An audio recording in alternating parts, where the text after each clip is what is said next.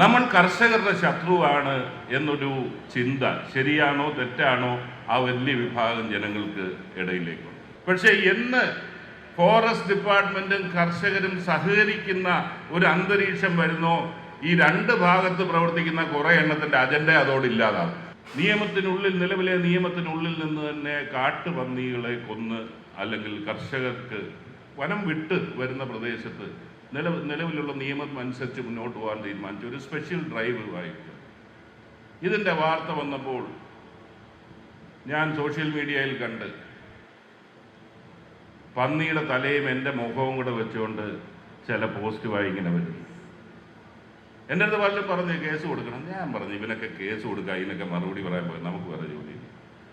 കാരണം ആ ഇടുന്ന പന്നി സ്നേഹം അല്ലെങ്കിൽ മൃഗസ്നേഹിയായ വ്യക്തിയുടെ മനസ്സിൽ പന്നി ഏറ്റവും വലിയ നികൃഷ്ട ജീവിയായി അയാൾ കാണുന്നുണ്ടാണല്ലോ ആ പന്നിയുടെ തലയെ എൻ്റെ മുഖവും കൂടെ വെച്ച് പടമിറക്കിയത്. നമ്മൾ കുതിരാൻ തുരങ്കം കേരളത്തിന്റെ ഏറ്റവും വലിയ നേട്ടമായി നമ്മൾ പറയുന്നു.